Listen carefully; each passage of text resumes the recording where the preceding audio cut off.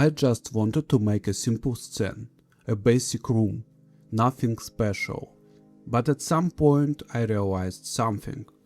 I am no longer just making separate objects, I am starting to build a system that could turn into an entire world. There is one problem I've had for a long time.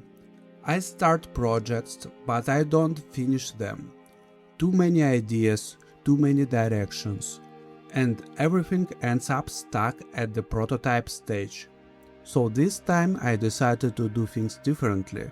Not build everything at once, but take one small piece and actually bring it to a working state. That piece became a room module.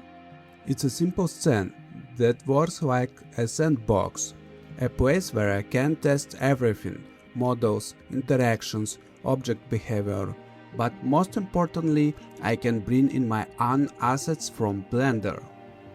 At first everything looks extremely basic, cubes, placeholders, nothing impressive, but then something interesting happens.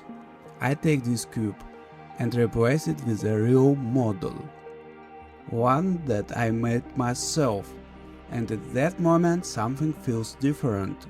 The scene stops feeling like a test, it starts to feel like a space, like it suddenly has weight.